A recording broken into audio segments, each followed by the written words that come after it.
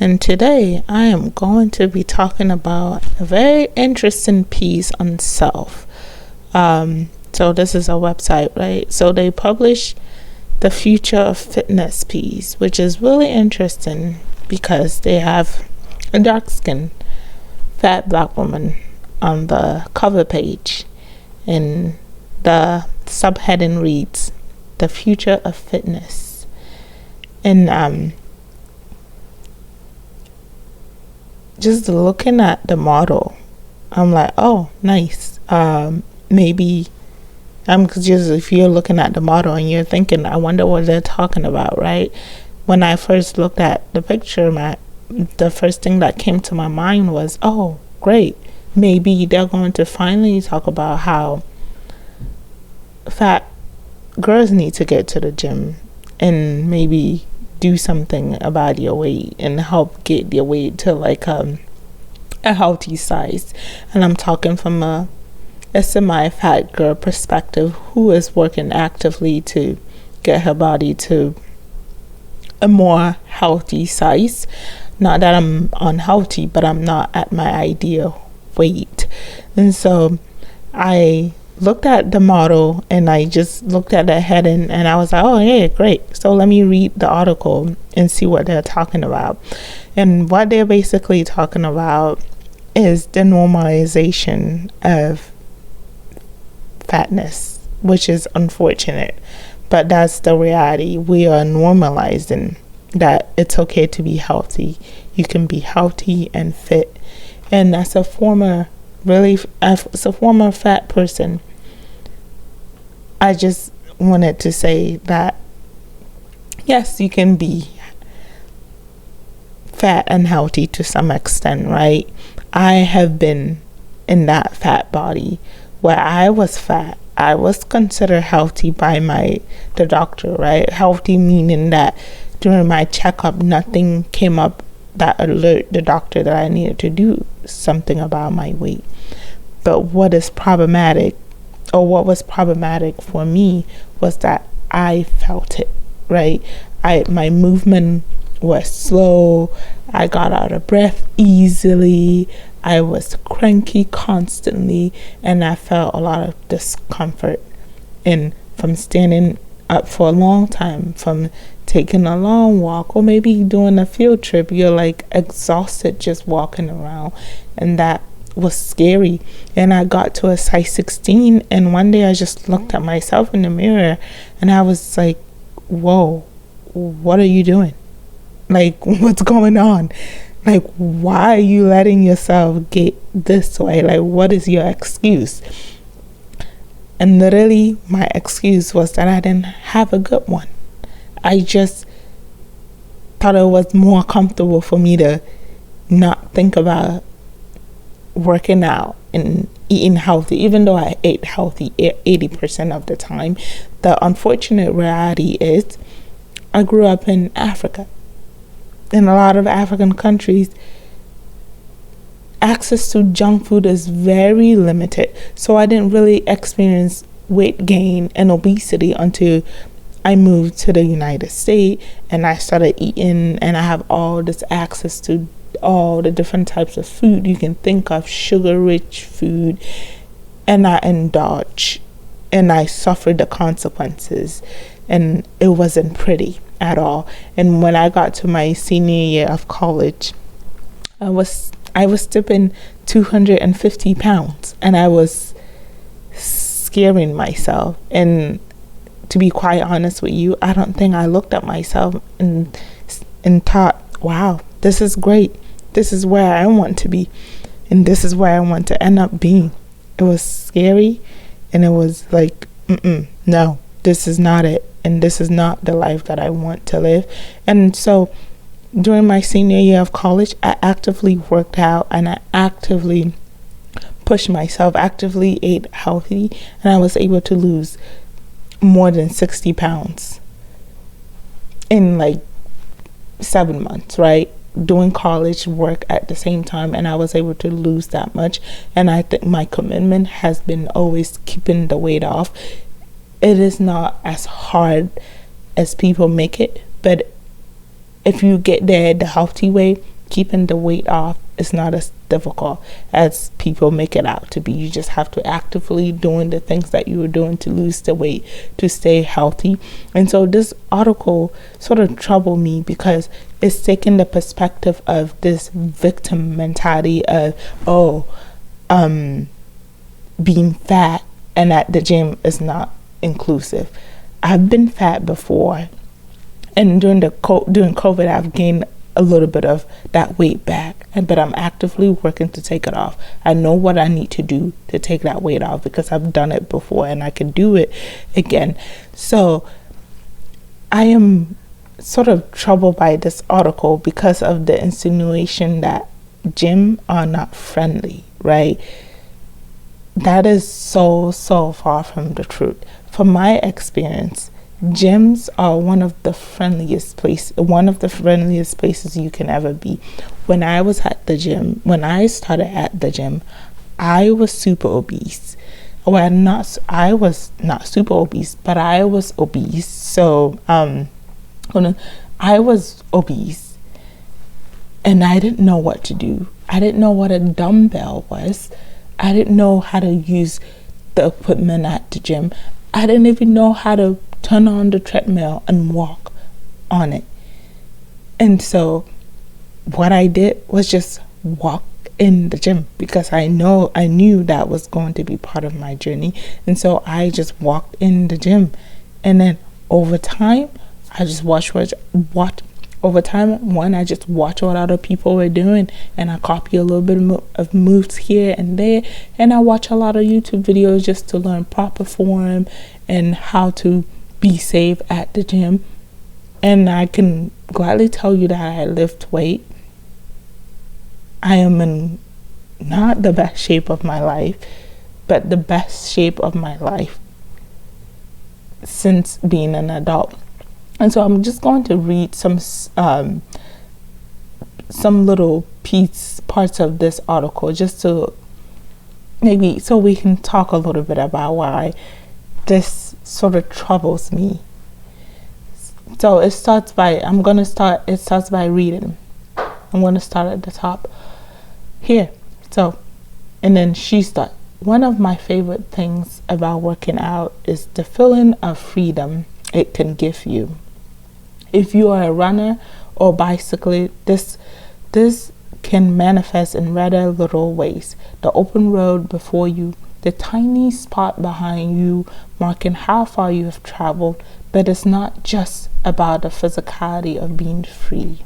A good runner, a solid lifting session, or a sweaty HIIT workout can change your perspective, opening up your mind to the possibility not only of what your body is capable of, but the world around you as well. So, if you're not in good shape, you cannot have that really good run experience. And if your body is compromised by a lot of meat and fat being in your body, quite honestly, the possibility of you having a really good HIIT session, having a really good run is very limited. And let me tell you, when I was fat, my knees were giving out on me constantly. When I say giving out on me, like I go up the stairs and I'm like, ooh, my knees, I can feel it. And I couldn't run. Like I love to run. When I was a kid, I ran all the time, played soccer, and now I love running. Like I'll go on 5-mile runs, sometimes 10 miles, and I'm just fine, and I love it. And when I come back, when I tell you I get the runner high, I do get the runner high. And when you have a bigger body, accomplishing that is sort of impossible oftentimes. So I'm just going to start by saying the editor of this article need to be careful when they're saying, oh, they get the running high or the high from working out, but then equate that to, oh, but fat people can get that too. No, you can't easily, because you are limited. That's a lot you have to carry with you as you're running, right? Right. And then she moves on to the second paragraph to say, all that being said, for many, the world of fitness can be far more limiting than freeing. In gyms, on social media, or in other fitness dedicated spaces. The focus on what our bodies look like can make it hard for those with bodies that don't conform to narrowly defined norms to feel like they belong. For far too long, people with larger body have been met with limitation, judgment, intimidation in spaces designed to help us all reach our potential. Then I will say again, nothing ever limited me from going to the gym but my own mind. The only thing that limited me from stepping in the gym was the thought of what people were going to think of me. And I was semi-ashamed of myself for letting go, for letting the stress eat at me, for letting the bad reflect on how I looked, right? And moving on to the next paragraph again, she says, that's why I am excited to introduce our first editorial package of 2022, The Future of Fitness Issue. In this digital issues articles and essays, when we say future, we are not talking about the latest fitness tracker or streaming workout equipment. We are talking about the people who are changing the landscape of the industry that has, for far too long, excluded many. Over the past few years, thanks to the body positivity movement, as well as the thoughtful exploration that has challenged complicit ideas about weight and size, we have seen an important shift in how we discuss larger bodies. But fitness spaces can be a finer frontier in a particular strain of body discrimination, where anti-fat bias and weight-related stigma are entrenched in our collective understanding of what it means to be fit. It's time to break free from this limited view. The future of fitness is about making space for everyone to feel welcome. So in this package, we are celebrating the people who are helping get us there. On the topic of inclusivity, when I think of the gym not being inclusive, I think of people with physical disabilities, right? People that have like limbs that are missing. I think that's where I think the gym really need to put a little bit more effort to make it as inclusive to them as possible. When I think of inclusivity when it comes to the gym, I don't think about body size, because from my experience being a fat girl at the gym, a lot of time that thought of being discriminated against is in my head. I have had people being fat, I had people come up to me and congratulate me for working hard for the things that I was doing and encouraging me to keep going and get better at fitness. And also they have given me tips as well, because I've come across some equipment at the gym where I'm like, I'm not sure what to do, and I start sort of fumbling around, and a random man just walk over and like, hey, here's how to do it. If you need more help, let me know, okay? I'm gonna be over there. I'm like, oh, okay, is that easy? Thank you very much. And that has been my norm. And so here's what I'm going to say. I'm not going to drag on and on about this article, which I don't fully support, but I'm going to provide some practical tips. So if you're a first-time gym goer, or if you want to start going to the gym, be it because you're a fat girl, or maybe you just want to up your fitness level, here are some tips for you to help you along the journey And these tips have helped me a lot, or maybe I've just learned this from working out since 2017, being consistently working out at the gym since 2017. So number one, go to the gym. Walk into the gym. The first thing you have to do is walk in. Don't just think what people are going to think about you and your body. Nobody really cares. Nobody care like that. Everybody's there on a mission.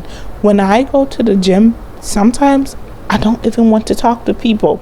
I know that I have an hour to spend at the gym, and after that I need to run home, I need to shower and get ready for work. I don't have time to look at other people and judge them. I want to get as much in as possible, because who has time for that, right? And I think when you're at the gym, most people are like that. People are not watching you and what you're doing. Yeah, sometimes I see a guy with really nice abs and look at him and stare and admire, or a girl that's doing her thing and look at her and admire her, be it fat or skinny. But I'm not looking at her like, whoa, what are you doing here? You don't belong here. Secondly, wear clothes that makes you feel uncomfortable, pretty, or motivate you. I am a huge fan of dress for success, right? So when I go to the gym, I wear the things that looks comfortable on me. I wear things that look cute on me. Sometimes if I want to put on my little pearl earrings or anything, I will do that, or a little cute headband, and get my little cute yoga pants. I will wear that, and that really helped motivate me to go hard at the gym. 2, bring something to distract you, right? So music is one of the things that I use all the time when I'm at the gym and have my music on. I am vibing to the rhythm of the music. I am not thinking about what people around me are doing or saying. I will occasionally look around just for my own security, right? Making sure that there's nothing weird happening around me. Number 4, people watch. And when I say people watch intentionally to learn what people are doing, so then you can borrow some things from them, right? Sometimes if you want to go over to the little bench press place, but you're intimidated, maybe for the first few times, go and do a different workout close to it so you can watch what other people are doing. And then when you get comfortable enough, and then go there and start slow and work your way up. And that's literally how you learn. Also, watch YouTube videos and read about proper form, because there's nothing as terrible as you starting a gym session and a week later you injure yourself because you saw something that someone did and you try to replicate it without thinking about the proper form. So YouTube video, do your research online to learn proper forms and learn about some tips and ideas for workout. And number 6, plan your workout ahead of time as much as possible. When I go into the gym knowing that today I am going to run for 30 minutes, and then the rest of my 30 minutes I'm going to work on my arm, it puts me in a very focused mindset where I already know what I'm doing. I know I'm going to hit my goals. Sometimes I might run 15-minute inset and then do a lot, and maybe not even do arms, maybe legs or abs, or maybe a full body workout. So it just depends on how you feel. But if you go in with a plan, it's better than not going in with a plan. Then you're standing around looking really confused. And if you're already intimidated by going to the gym, it doesn't help, right? And then number 7, ask for help, guys. Please ask for help. When I say ask for help, ask for help. Nobody, or most people, I promise you, are going to be like, don't talk to me, right? They're like, oh yeah, you need help? Sure, sure. I can help you. As long as you're not asking for somebody to stand there and watch you bench press for like 5 minutes straight, right? Because then you're wasting your own time. So if you're struggling, ask for help. If you're not comfortable asking for help, go home and look up what you want to do online, and then next day replicate it. It's as simple as that. Yes, the gym is inclusive. No, I do not support body positivity when it comes to thinking that carrying excessive amount of meat on your body is beneficial to you, especially if when we live in the United States.